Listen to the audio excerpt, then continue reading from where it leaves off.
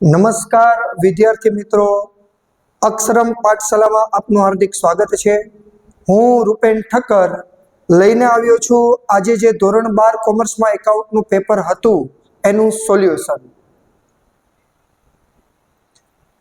આ સોલ્યુશન તમારે જોવું હોય તો અક્ષરમ પાઠશાલા નામની જે યુટ્યુબમાં ચેનલ છે એને તમે જરૂરથી સબસ્ક્રાઇબ કરજો, એટલે તમને બધા જ વિષયના બોર્ડના પેપરનું સોલ્યુશન આ ચેનલ ઉપર તમને જોવા મળશે।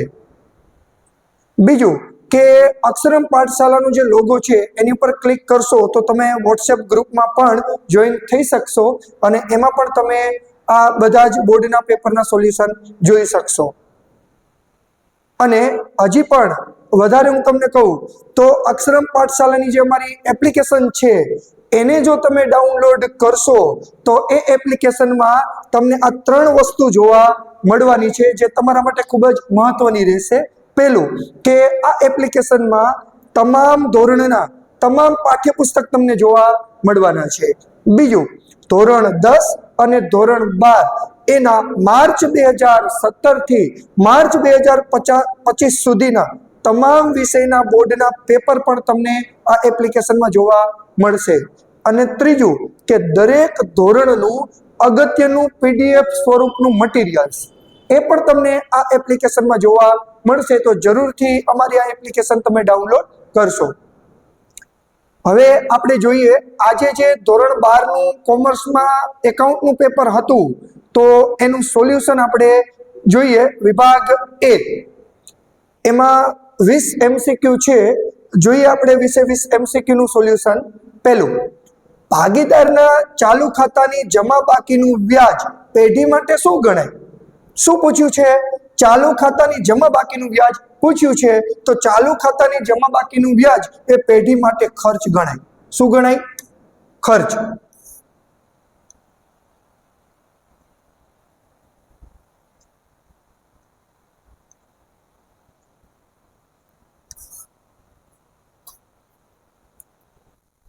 તો ભાગીદારના ચાલુ ખાતાની જમા બાકીનું વ્યાજ એ પેઢી માટે શું ગણાય? ચાલુ ખાતાની જમા બાકીનું વ્યાજ આપણને પૂછ્યું છે, તો ચાલુ ખાતાની જમા બાકીનું વ્યાજ એ પેઢી માટે ખર્ચ ગણાય, એટલે જવાબ આવશે ખર્ચ। બીજો પ્રશ્ન, વિરલ દર મહિનાની શરૂઆતમાં 500 રૂપિયાનો ઉપાડ કરે છે।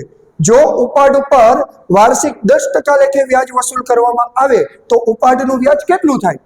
હવે અહીંયા તમે વિદ્યાર્થી જુઓ, દર મહિનાની શરૂઆતમાં તમને ઉપાડ ઉપર વ્યાજ ગણવાનું કીધું છે। શરૂઆતમાં ઉપાડ કરે છે તો અહીંયા આપણું એક સૂત્ર આવે છે, I બરાબર PRN છેદમાં 100 બરાબર, જ્યાં P એટલે ઉપાડ 500 રૂપિયા ગુણ્યા R એટલે વ્યાજનો દર 10% એટલે કે 10/100 અને ગુણ્યા N કેટલો લેવાનો? આપણી પાસે બે વસ્તુ હોય કે જો મહિનાની શરૂઆતમાં ઉપાડ કરે તો N 78/12 અને અંતમાં ઉપાડ કરે તો N 66/12। તો અહીંયા શરૂઆતમાં ઉપાડ કરે છે તો N આવશે 78/12। આ તમે કેલ્ક્યુલેશન કરો એટલે જવાબ આવે છે 325। તો આ ઓપ્શન આવશે સી 325। નેક્સ્ટ, ત્રીજો MCQ, પાઘડીનો આધાર કોના ઉપર રહેલો છે? તો પાઘડીનો આધાર ધંધાકીય એકમના ભવિષ્યમાં જળવાઈ રહે ને એવા નફા પર રહેલો છે, તો ત્રીજા MCQ નો જવાબ આવશે ડી।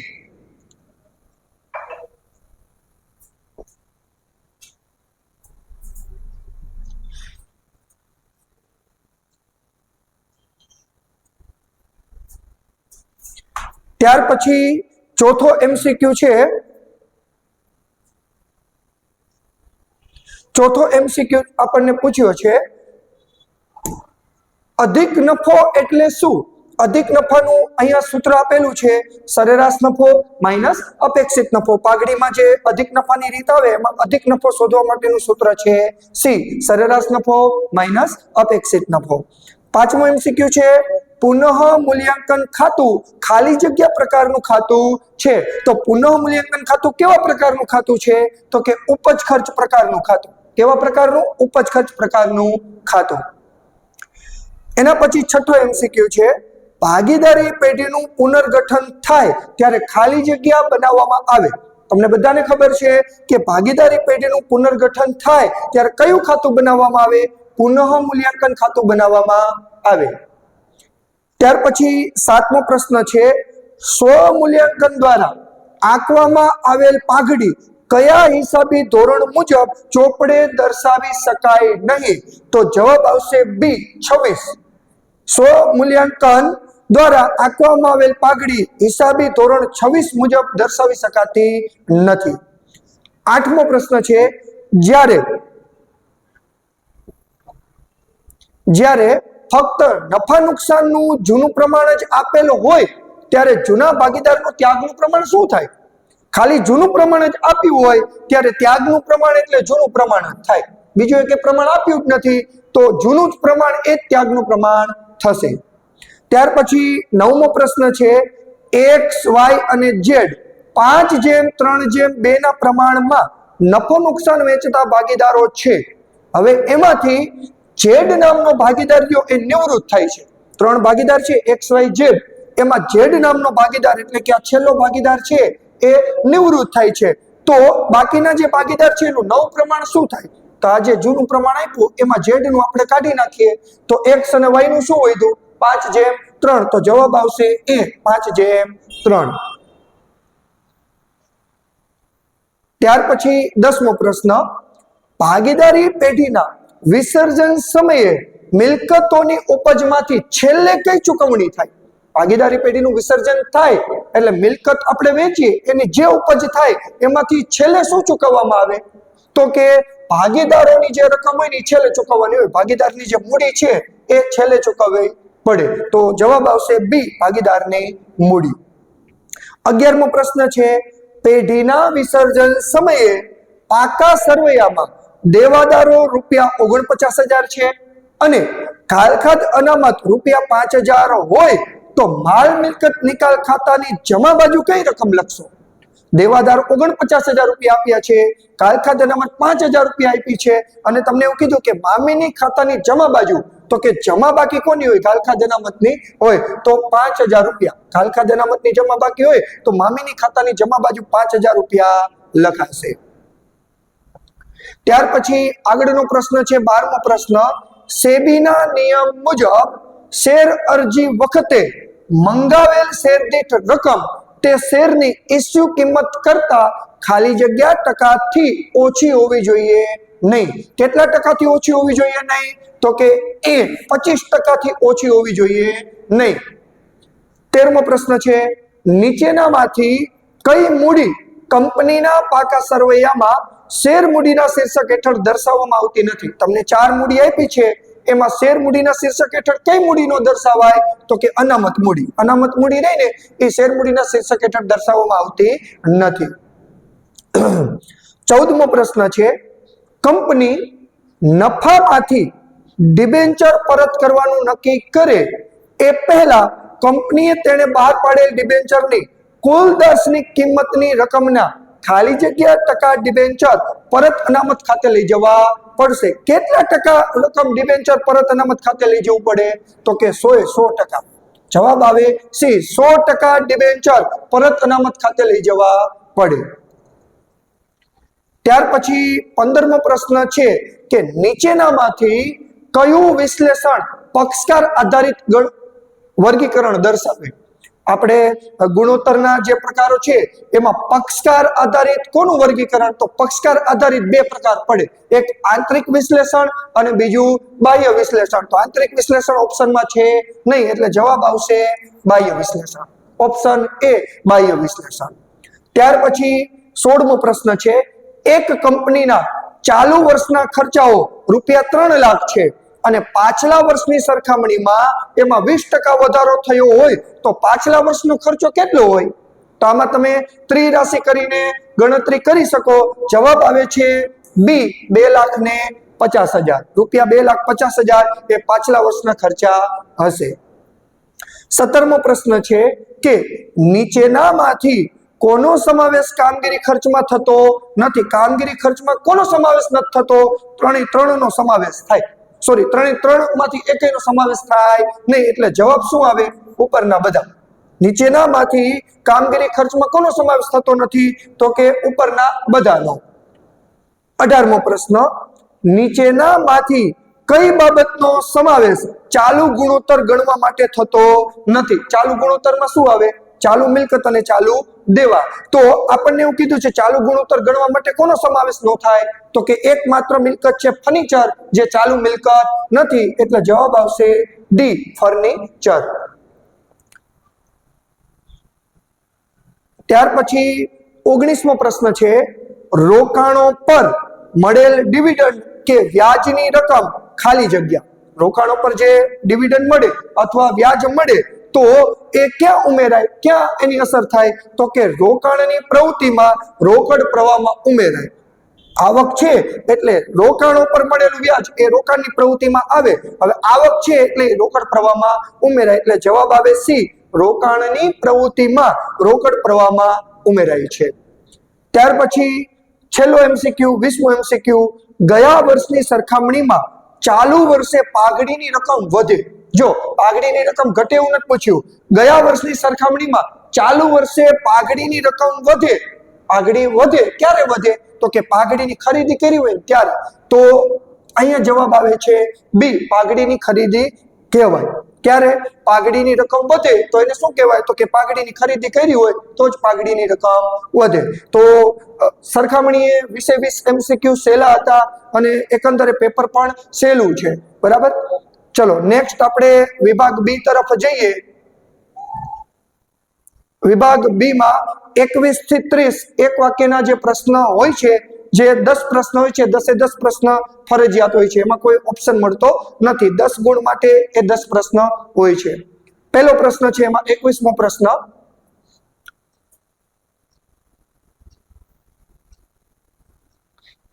પ્રશ્ન, પાઘડી પાટા સરવૈયામાં કયા મથાળા હેઠળ દર્શાવવામાં આવે છે? પાઘડી છે એ આપણને બધાને ખબર છે કે અદ્રશ્ય મિલકત છે, એટલે પેલું તો અદ્રશ્ય મિલકત એટલે મિલકતના શીર્ષક હેઠળ આવે. કઈ મિલકત? મિલકત બે હોય, ચાલુ મિલકત અને બિનચાલુ મિલકત. તો કે બિનચાલુ મિલકત.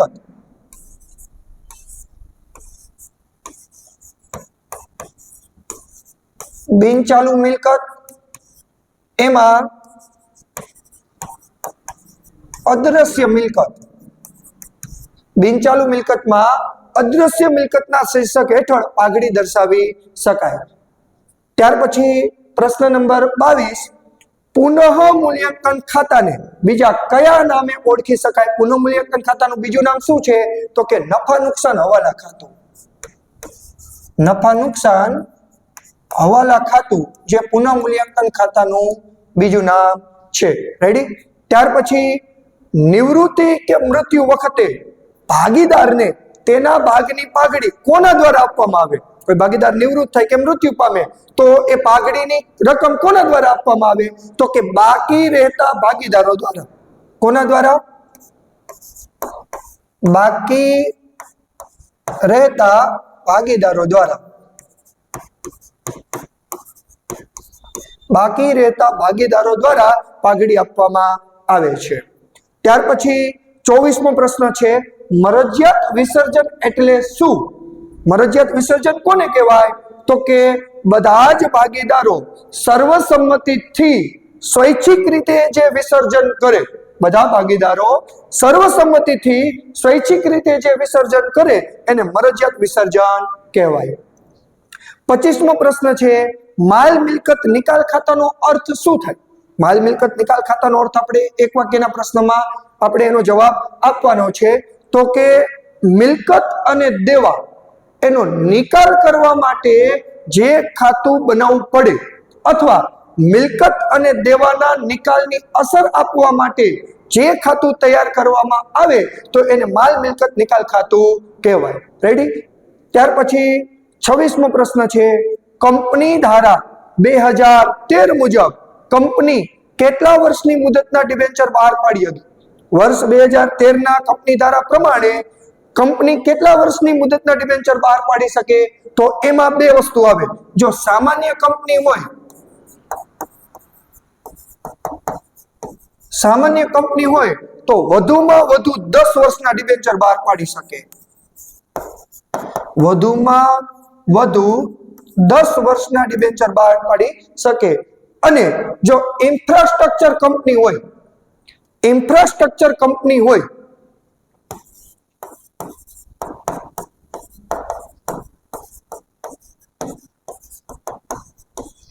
તો એ 30 વર્ષના ડિબેન્ચર બહાર પાડી શકે. બરાબર, આ બંને વસ્તુ આપણે લખવી પડે. સામાન્ય કંપની હોય તો એ 10 વર્ષના ડિબેન્ચર બહાર પાડી શકે અને ઇન્ફ્રાસ્ટ્રક્ચર કંપની હોય તો એ 30 વર્ષના ડિબેન્ચર બહાર પાડી શકે.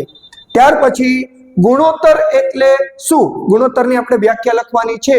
તો હિસાબી આંકડાઓની માહિતી જે દર્શાવે એને આપણે ગુણોત્તર કહીએ છીએ, કે હિસાબી આંકડાઓની અસર દર્શાવે એને ગુણોત્તર કહેવાય.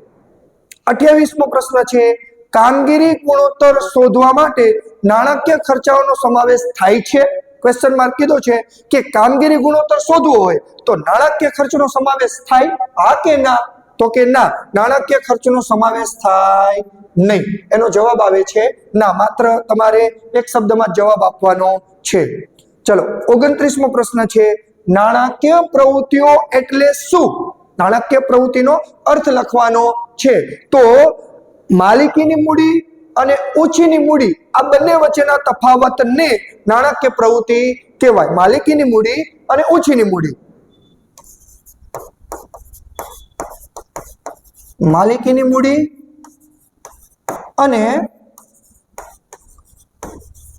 ઓછીની મૂડી આ બંને વચ્ચેનો તફાવત અથવા ફેરફાર થાય તો એને શું કહેવાય? તો કે નાણાકીય પ્રવૃત્તિ કહેવાય. અને વિભાગ બી નો જે છેલ્લો પ્રશ્ન છે, ચૂકવેલ બાંહેધરી કમિશન કઈ પ્રવૃત્તિમાં ધ્યાનમાં લેવાય છે? ચૂકવેલ બાંહેધરી કમિશન હવે 3 પ્રકારની પ્રવૃત્તિ છે.